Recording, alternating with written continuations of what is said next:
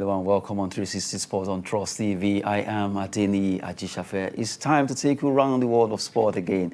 At this time around, we'll have to be looking at matches that will be coming up and also events unfolding in the world of football, FIFA and Uefa banning Russia. Well, a lot of these will be coming up. Well, let's quickly to introduce our guest in the studio, Olawale Peter. It's good to have you. Yeah, it's a pleasure to be back to the studio, Adeni. Now, matches will be coming up that is DFB Poker, Germany, France, Italy, and also EPL. Let's start with the English Premier League fixture that will be coming up today quickly, where Leicester will have to face Burnley. Can Leicester upstage Burnley?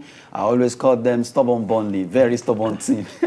And they'll be playing against Leicester. Okay, they showed how stubborn they are by having the most drawn matches in the EPL, 18 so far, together with their colleague in Brighton also. They are BB. They are BB also. They've drawn 18 matches so far this season. So, and Leicester City, I don't think they are really where we thought they would be by this time of the season. Maybe because of the Europa Cup that they are playing, maybe they don't have the... It's having a toll on them. Yes, it's having a toll. They don't have the depth of the team that they can rotate like other teams that they've been in the competition for a very, very long time. They know the player that they use for a certain game. Maybe that is why we are seeing them. They're like 15 or 16 on the log table. So tonight's match is a must-win for them. But Burnley, that we all know, is it easy for them to go and meet them at home? Because Burnley, they are playing at home. So to go and get that 3 points away from home at Burnley, it's something that will be very, very, very big task for them. It's a big task that is difficult, but let's see what happens. Just like you said, there are some teams that they don't have the in-depth to actually vie for like 4 different cups or 2, 3, maybe just 1 or 2, because the players seem not to have the enlarged heart to withstand the heat when it comes to play. Like now, Leicester City, they seems to struggle a lot when it comes playing Europa Cup, playing EFL Cup, English Football Premier League, and also not forgetting all the other competitions that they participate. But you discover that meanwhile there are teams that they are so prepared for this, like Chelsea, Man U, Arsenal. Mention them; they are there. Okay, it's all about the experience, and that's why I said earlier that because they find themselves in a situation where, okay, look at West Ham also. At the beginning of the season, they are doing very, very, very well. Look at them right now. The last 3-4 matches, they have to withdraw, but now they are picking up again. So we have some teams that they don't have what it is. And if you look at the English Premiership, English team to start with, they have about 4 competitions that they play. And you have to go to Europe again. So it's going to take a toll on you if you don't have the depth needed in your team. That's why you see some teams like Chelsea and Liverpool. The people that play the final are not the one that actually played when they start the competition. So it is when it gets to quarterfinal, semi-final, or final, they used to bring the people in. So I think that is what is happening for Leicester City. If they can be able to get to Europe next season after, if they spend 3 seasons in consistently in Europe, then they too will be able to know what it really takes to compete both home and away. Look at Arsenal. They are doing very well now. You know the reason why? They are concentrating only on Premiership. They're not playing in Europe. They're out of FA, Carabao Cup. So their only concentration now is on Premiership and their target top 4, which I think it's achievable. It's achievable. Looking at where they are now, they're having 2 games outstanding, and they are just throwing Manchester United with 2 points, 45 to 47. And now to take you back from when you were analyzing, you actually mentioned Chelsea and Liverpool. Why didn't you mention Man United and Arsenal? Okay, sorry. Manchester United and Arsenal. Just to add some sparks to the program now, we've been looking at the match that will be coming out today in Burnley versus Leicester. Leicester travel to play against Burnley in a very tight match there, because Leicester just have to up their game if they are to play well, win that game tonight. Now we move away from there. Let's go to Italia Cup there. Well, quickly, let's look at Coppa Italia fixture that will also be coming up today. Inter Milan, AC Milan. Big match. You just have to look at this. In fact, this is just as if it is non-labeled Coppa Italia. This is the derby. This is Italian Serie A. This is the Scudetto. This is the derby. Derby, seriously. Yeah, this is a fight for supremacy. This is a fight for ego. This is a fight to show that I'm better of you. But if you look at the two teams and head-to-head, and let's take this season, for example, I think they've met twice in the Serie A. The first one, Inter AC, it's ended 1-1. And the last one they played in February, I think about 2-3 weeks ago, AC Milan won 2-1. So that means AC Milan have gotten 4 points from Inter Milan. And Inter Milan got only 1 point. So to say that AC Milan, they have an edge over Inter Milan. If you look at their performance, the last 5 matches, I think AC Milan, they've won 2 and they drew 3.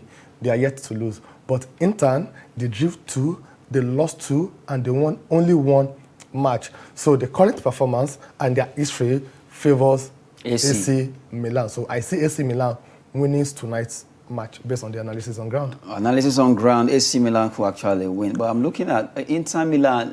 They know that, okay, this is another opportunity for them to at least win something. Yes, they are there with Napoli, AC Milan in the Scudetto race. But this one too can actually at least give them that happiness if they are able to outsmart AC Milan. So they want to come up with the idea, okay, yes, analytically you have beaten us, but this time around we can also make statement.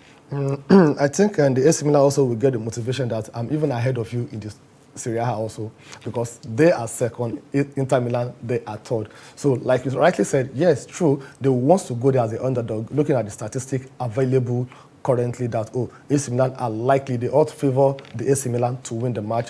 And AC Milan also, they're not going to let their guy down. I know when these two teams play, they're using the same stadium. You know, they have to share the number of fans that will come for AC Milan, the one for the Inter Milan. So it's going to be a very tense match between the two.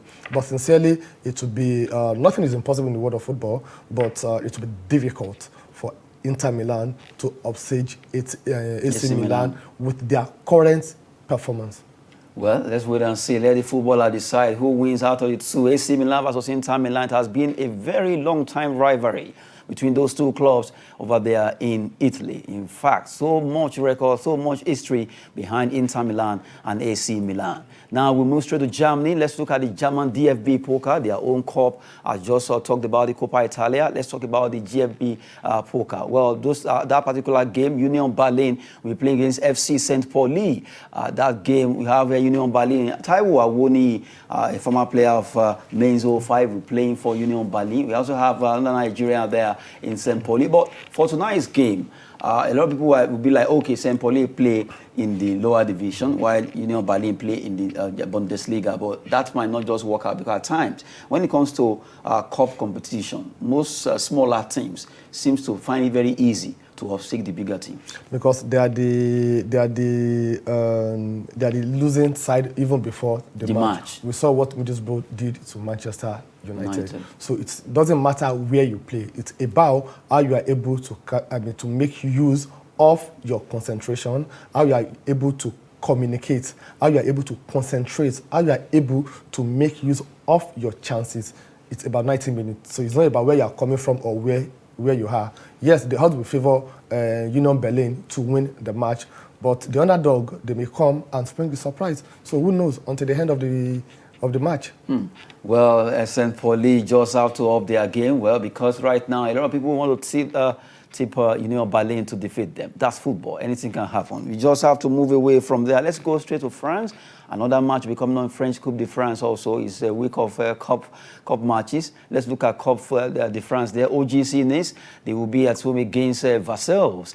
That Cup, French Coupe de France, one of the oldest cup. And you look at OGC Nice playing against Versailles, not Marseille now. So Versailles versus Nice. And you also want to, just the way we talked about German DFB Pokal, where the smaller team could actually upstate the big one. The same thing could happen here, because Versailles against Nice, they just have to be very, very careful. Sure, definitely.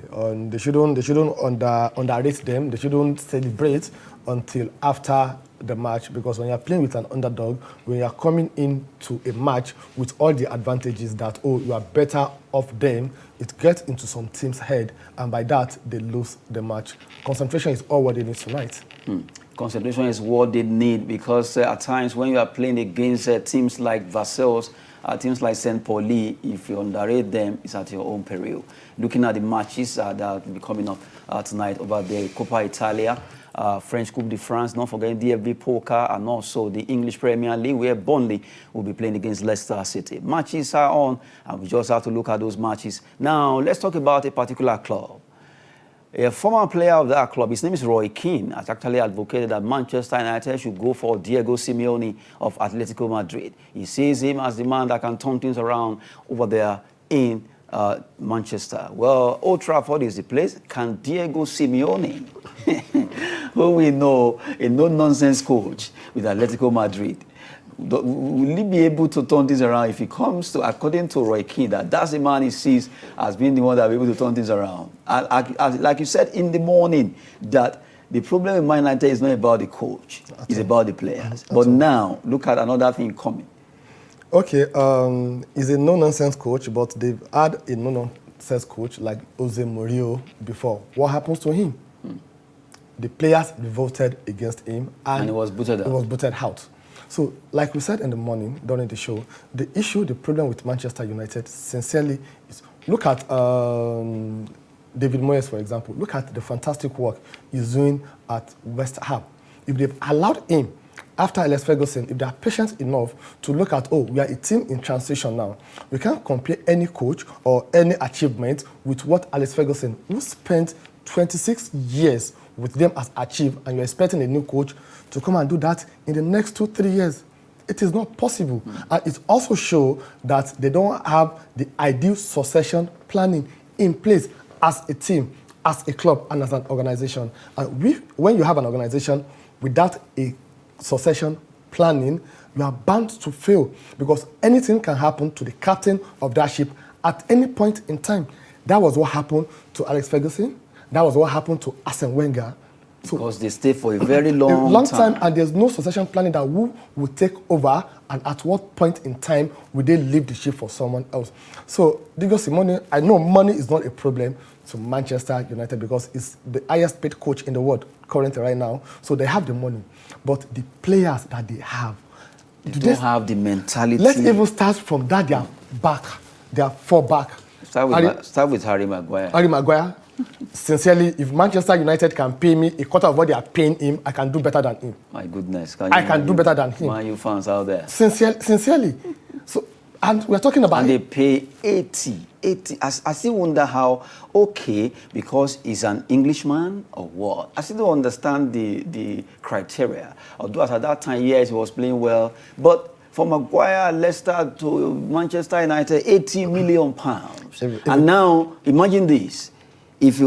Now Manchester United will be saying, for example, now let's say Wilfred Ndidi, they could be saying they cannot spend such an amount of money on Ndidi because to them, is he Ndidi compared to, I'm not talking about their play, I'm not talking about their position, I'm talking about what the value they will add to that team. So for Manchester United to splash £80 million on Harry Maguire, and up till now, they are still holding on to him, not looking for someone else to take over. Okay, and let's take it from this way. It's not only Manchester United.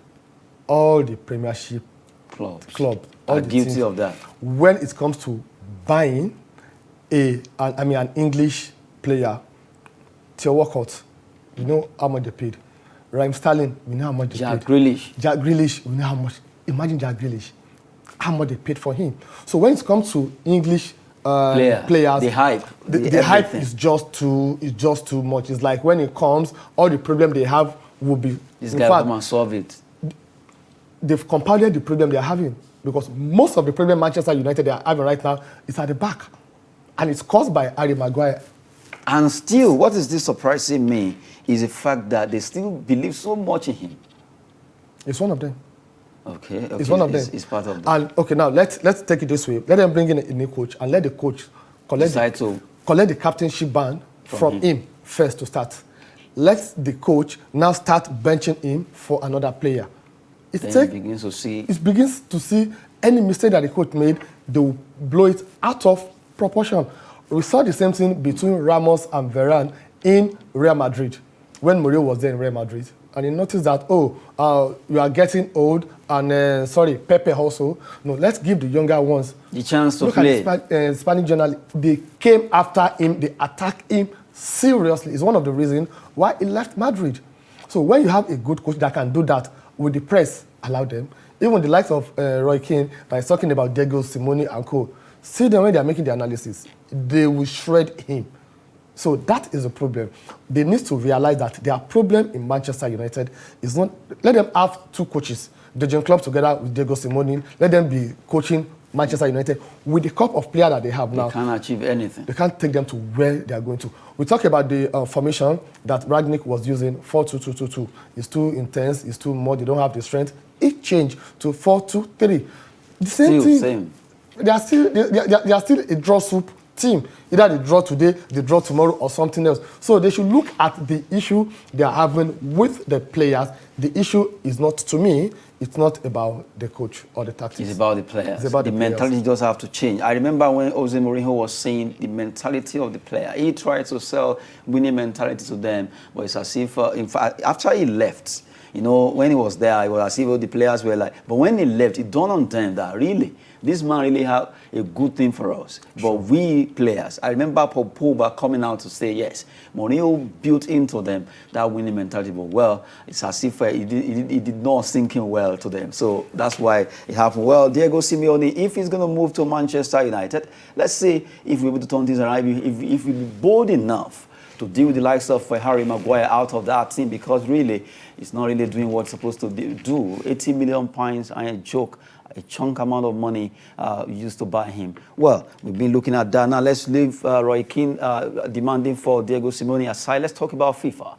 FIFA and UEFA, they deem eventually to at least sanction Russia. They suspend them from all football competitions, be it in UEFA competition, Champions League, Europa Cup, or playing in for FIFA World Cup. Russia supposed to be playing against Poland, Czech Republic, Sweden, and all that. Now they've been suspended, and also Spartak Moscow are supposed to be playing the Europa Cup. They won't have that chance. And now, a lot of people before this was actually done, they were saying, okay, Russia will play under a new name of Football Union of Russia, and also they will not they will not sing their anthem, their flag will not be hoisted, and all. But now they felt the backlash was coming from people that why they had to take this particular step, now suspending Russia from all football competitions. Okay, is the backlash coming from people or from the power that be?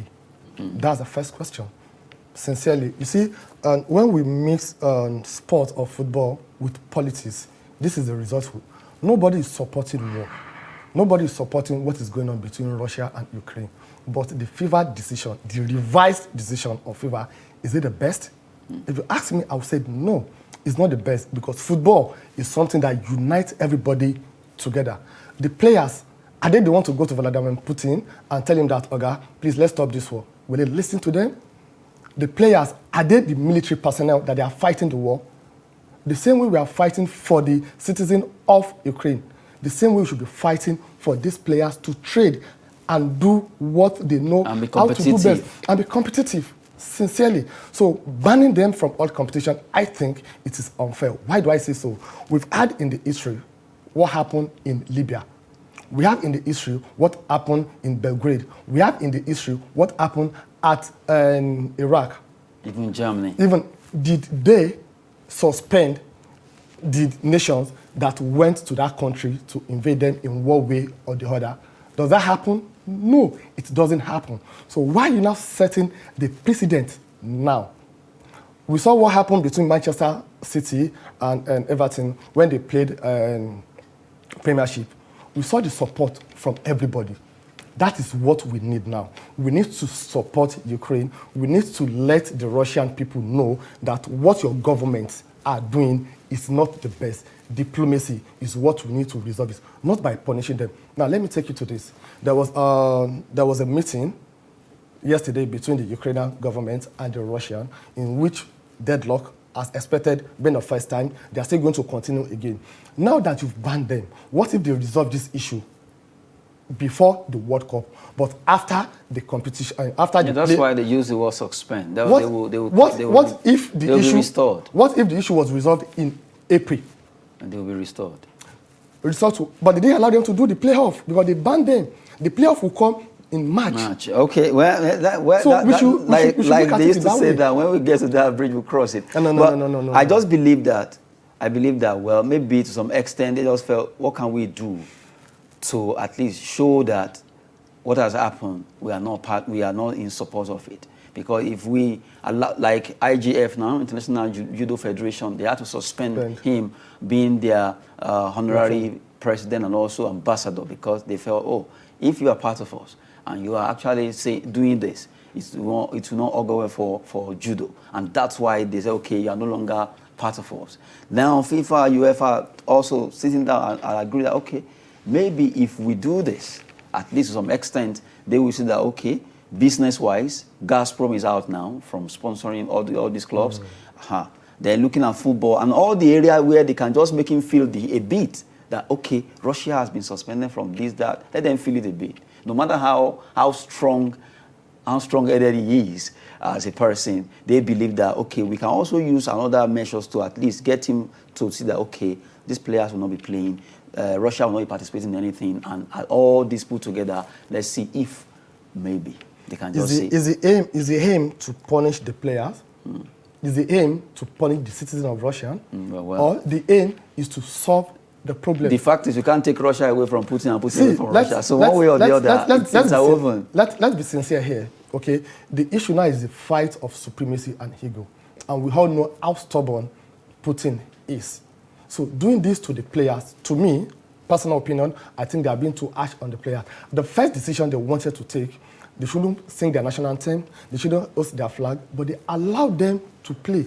That is enough message. And they will not play in Russia. They will play outside Russia. That is enough message that you, as individual players, we don't have an issue with you. But after that, countries were saying they would not honor those matches because they are not ready to play with Russia. No, is it the country that decided for FIFA, or FIFA look at what is the best? I think the backlash was getting too much, and they look at. Let's just be considered. Let's look at it this way.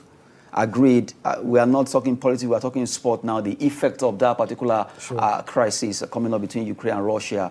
But now, if you look at it this way, when Russia also attacked Ukraine, that's Putin, or during that attack, you also look at, okay, whatever has happened between them, but they should also put the sportsmen and women into consideration. What this thing we are going to do will actually backfire. Something will happen from either FIFA or UEFA or any competition that we're supposed to be hosting. Now, as we speak, Russian Grand Prix will not come up. As we speak, Russian Grand Slam for judo will no longer be hosted by Russia because it has been cancelled. And imagine all the athletes across the whole world that has planned to go to Russia for that competition. Okay, I don't know if you agree with me that there's no war that has been won on the front wall. You have to come to the round table discussion to talk and end the war. Diplomacy. What if you look at a situation whereby the FIFA organized a friendly match, solidarity match between the Ukrainian team and the Russian team? But that can only happen. That can only happen when they settle. That can only happen when they settle. They can even do that before they settle. Nothing that diplomacy cannot do. Sincerely, sport, you should be looking at sport as something that unify us together, not something that separates us. That's just the point. So painful that teams from Russia like Spartak Moscow, Victor Moses plays in that team. They won't be able to play any other. In fact, the way it is right now, RB Leipzig automatically qualifies. Yes, because of the fact they're supposed to face Spartak Moscow. And now that they have been banned from UEFA or FIFA competitions, that means they have to pay for it. Well, we've been looking at matches coming up this evening, and also looking at the effect of FIFA, UEFA banning Russia. A lot of stories there. We just have to cut it because of our time. We have to go now. Our time is up. It has been a wonderful time with Olawale Peters. It's my pleasure being here, Adeniyi. Good morning there. I am Adeniyi Ajishafe. Sport is business and fitness. Thanks for watching.